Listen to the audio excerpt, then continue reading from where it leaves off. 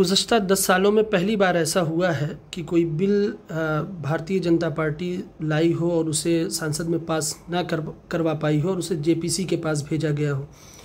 इस चीज़ को आप किस नज़रिए से देखते हैं और इस पर आपके क्या तासुरात हैं?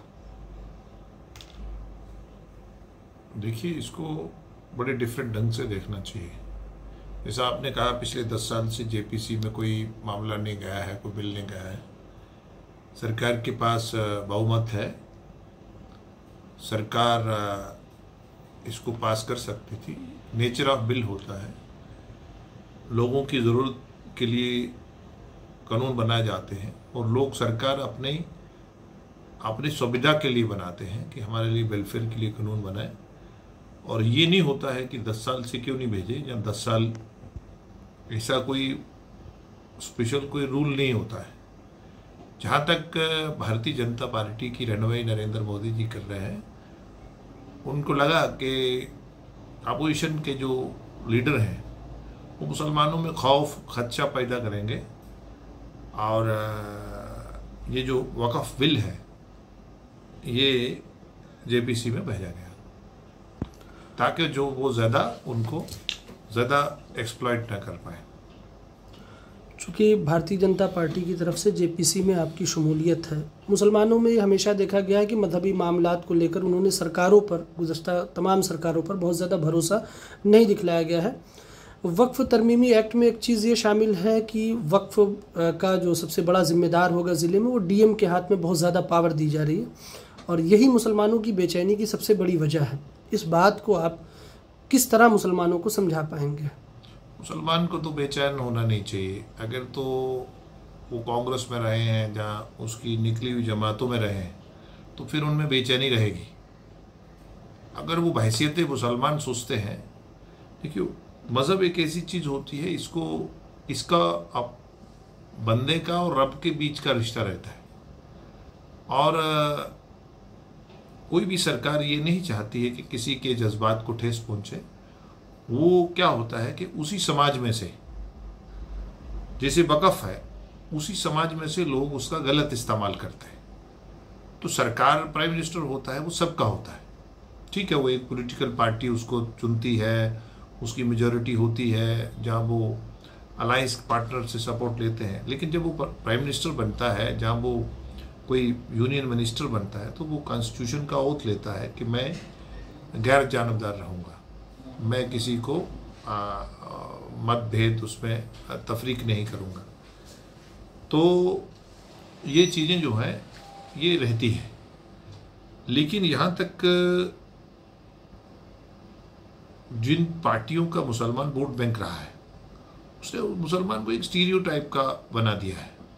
वो मुसलमान में खौफ पैदा करते हैं।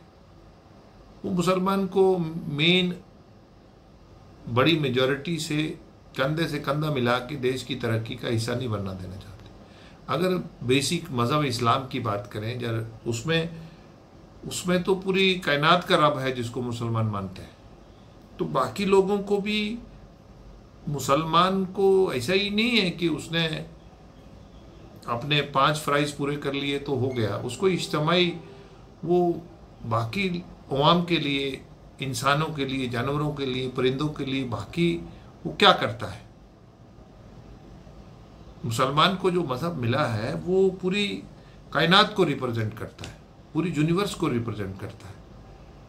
और मुसलमान को छोटा सोचने पे, उसको वोट बैंक तक रखने पे, उसको अनपढ़ रखने में कांग्रेस, सपा, जहाँ टीएमसी है, जहाँ बाकी जो पार्टियां हैं, उन्होंने रखा है। अब मुसलमान ज़्यादा देर तक उनके उसमें नहीं रहेगा। चूँकि आज़ादी का अमृत महोत्सव चल रहा है, जैसा कि जंग आज़ादी में मदारिस इस्लामिया का एक बड़ा किरदार रहा है, और उत्तर प्रदेश में एक मौजू चल रहा है कि साबिक चीफ सेक्रेटरी ने जाते जाते एक हुक्मनामा जारी किया और कहा कि उत्तर प्रदेश में जो 8000 से ज़ायद मदरसे गैर मान्यता प्राप्त हैं, उन्हें बंद कर दिया जाए और उनके बच्चों को जो है दूसरे इदारों में दाखिल किया जाए। इसकी वजह से मदारिस इस्लामिया के ज़िम्मेदारान में बड़ी बेचैनी देखी जा रही है। इस पर कुछ आपके तासुरात? मदरसों का जो निसाब है, जब मदरसों में जो बच्चों को पढ़ाया जाता है, उसमें उनको कुरान पढ़ाया जाता है, जहाँ उनको किरत के साथ पढ़ाते हैं, वो जो कारी बन जाएगा, जहाँ मौलवी होगा जो थोड़ा कम पढ़ता है, इमाम नमाज के लिए उसको लीड करता है। मेरा कहना ये है कि हमें अपने गृहवा में नज़र डालनी चाहिए। पहले जब मदरसा वेलफेयर मदरसा बोर्ड बना, तो मदरसा बोर्ड में बहुत सारे मदारिस ने क्या करा कि अगर 50 बच्चे थे तो उन्होंने 500 लिखवाया। और जब सरकार का पैसा लगता है तो सरकार उसकी अकाउंटेबिलिटी रखती है। आपने सुना होगा पिछले दिनों एक हमारे खिलाफ के जोगी सरकार मदारस को बंद कर रही।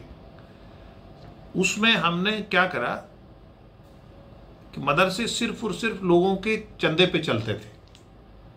वो लोग चंदा देते थे, कोई 10 दे रहा है, कोई 5 दे रहा है, कोई 50 दे रहा है, कोई 500 दे रहा है, कोई 200 दे रहा है, इस तरह करके मदरसे चलते हैं।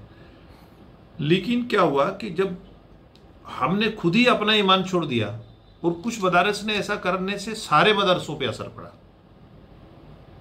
हम दूसरे को बोलने के बजाय हम अपने गृहवा में नजर डालें कि हम जो प्रोडक्ट तैयार कर रहे हैं, तो कुरान सीखना, कुरान पढ़ना, कुरान को रवा पढ़ना और कुरान पे अमल करना, ये सब अलग अलग चीज़ें हैं।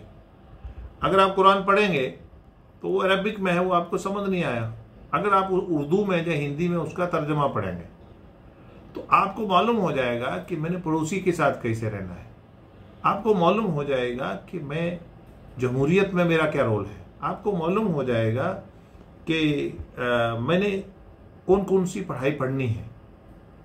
आपको ये सारी चीज़ें मालूम हो जाएंगी। लेकिन जब हम उसको हिफज करवाते हैं और हम उससे एक्सपेक्टेशन ज़्यादा रखते हैं, वो अवामी मामलात में ज़्यादा रहता नहीं है। अब क्या है कि कुछ लोग ही मुफ्ती और आलिम होते हैं, वो क्या करते हैं कि जो पॉलिटिकल पार्टीज उनको अपीज करती है।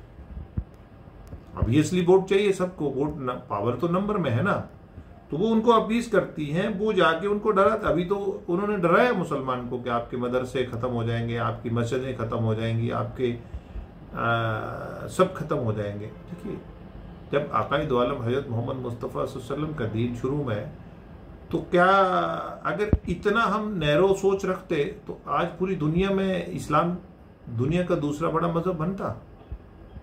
आज हमने ईमानदारी छोड़ दी, आज हमने गवाही देना छोड़ दिया, आज हमने सच बोलना छोड़ दिया, आज हमें माफिया जो बड़ा है उसको उसके साथ मुसलमान को जोड़ दिया, आज अनपढ़ता के साथ मुसलमान को जोड़ दिया। और मुसलमान का एक एक्ट मतलब मुसलमान को गंदगी के साथ जोड़ा गया। कौन लोग हैं जी? जो वही लोग हैं जिनको हमने वोट दिए हैं। जब वो 5 बार मुसवाक करता है तो वो एक छोटा सा सुन्नत है, कितना बड़ा अमल है। लेकिन क्या होता है कि हम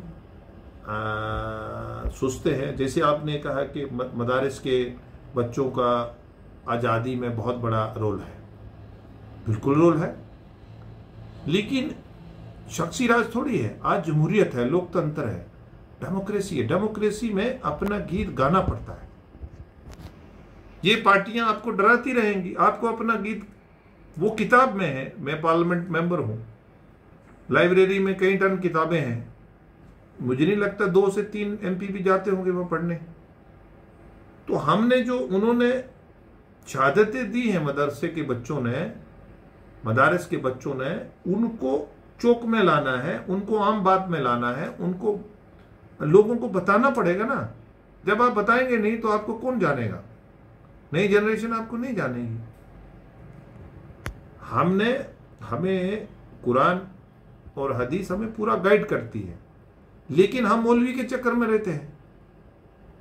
मौलवी के उनको आसान हो जाता है, मौलवी साहब को थोड़ा सा भाषण करवा दिया, उसका बड़ा एक जलसा करवा दिया और वो पॉलिटिकली मोटिवेटेड होता है।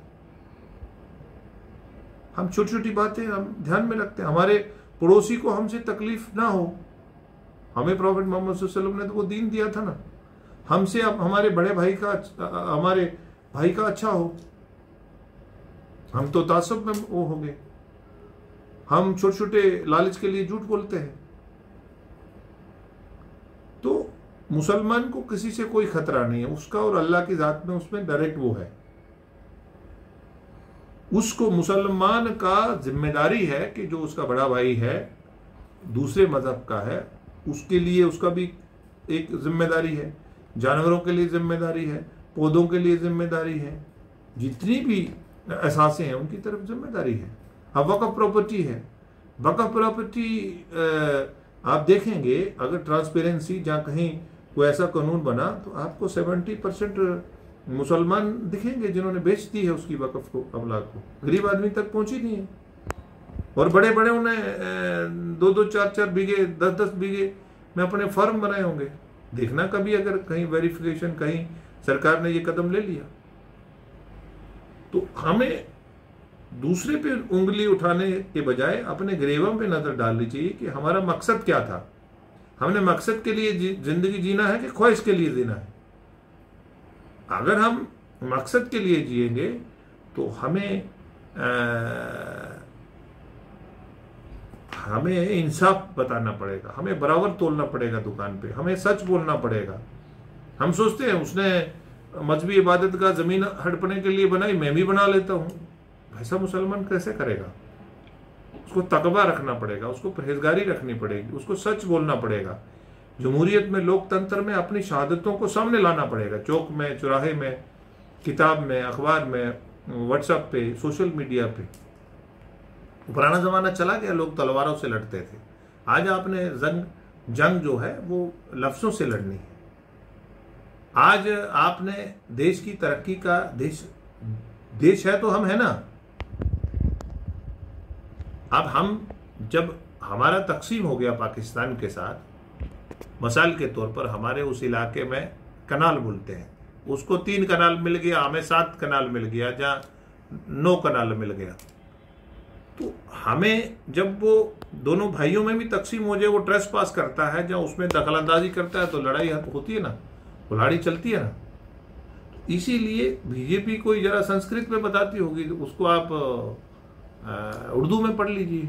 और उर्दू वैसे मुसलमानों की जबान नहीं है। जबान तो एक हथियार होता है। आप उर्दू सीखो, हिंदी सीखो, अरबिक सीखो, आप संस्कृत सीखो, आप अंग्रेजी सीखो।